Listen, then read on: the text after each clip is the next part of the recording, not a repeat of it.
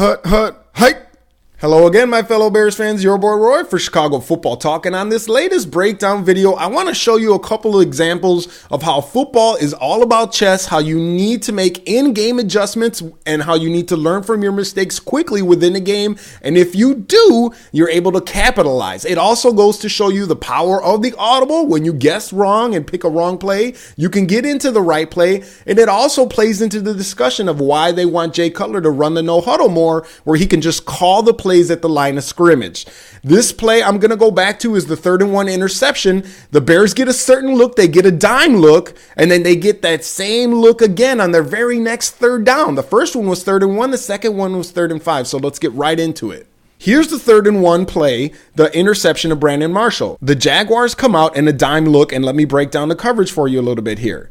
Both of the cornerbacks, their starting cornerbacks, are on the Bears' outside wide receivers. Their free safety is lined up over the tight end, and he's going to play him in case he releases for a pass. The strong safety is lined up in the back, taking care of the close side of the field there. The nickel back, which is the extra DB here, is lined up over Dane Sanzenbacher. And last but not least, their 6th cornerback, defensive back, is the dime back, and he's lined up at the other safety position on the open side of the field. So what we see is that the Jaguars, being in dime, they've got 6 DBs versus the 4 wide receivers that the Bears are going to have on this play. 6 versus 4 are not very good odds. Nevertheless, Jay Cutler runs the play that's called. It ends up leading to an interception, which, as Brandon Marshall had already admitted to, was his fault because of he stopped on his route. Now, as we move along to the Bears' very next 3rd down, 3rd and 5 on their second drive, the drive that led to a field goal. Here we see that the Jaguars are lined up in dime again, and Jay Cutler notices as well. Let me break down the coverage again for you. Both DBs again on the starting wide receivers on the outside. The free safety again lined up over Kellen Davis, who's this time is up off the line of scrimmage. The strong safety again on the close, what would be the close side of the field if the tight end were on the line. He's on the tight end side of the line of scrimmage there, taking care of the deep half.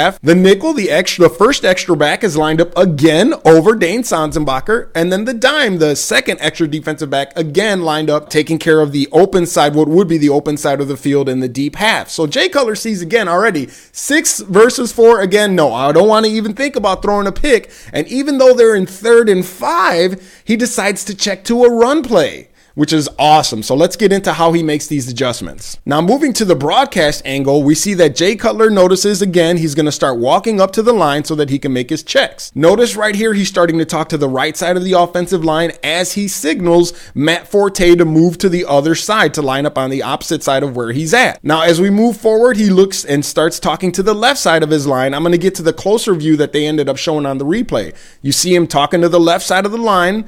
Then he actually motions Kellen Davis to come in and line up along the line of scrimmage for this run play to work as he keeps his eyes on the defense. Moving on, we see that Matt Forte still wants to make sure that he actually is running the ball, and Jay Cutler has to tell him again, hey, move over here, and even push him to where he needs to line up. Going back to the broadcast view, let's take a look at the blocks and the key blocks on this play that make it happen. Now that Kellen Davis is lined up along the scrimmage, it's going to be up to him to actually make a lane here, pushing the defensive end towards the outside, towards the sideline there. Moving down the line of scrimmage, Gabe Karimi is going to go straight to the second level and seal off the linebacker on this play. And then Shiloh Rashal is actually going to pull through where Gabe Karimi left, cleaning up whatever is left, which in this case is going to be the safety. Again, sealing them to create that lane. You see the lane that's starting to be created. The rest of the linemen are going to block down and to the left in order to give Matt Forte a lane to run through. And last but not least, we see that Matt Forte is going to run through that lane, straight through the lane that they create there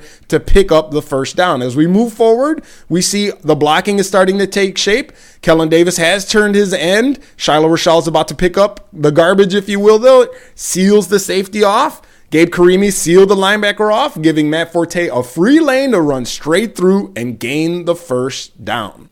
So I hope you enjoyed those couple of plays there. There's so many points, teaching points there, so many great examples to learn from those 2 plays. I really hope you enjoyed it. It's always my pleasure to bring these to you. Your boy Roy for Chicago Football Talk. Enjoy the off week. Peace, and I'm out.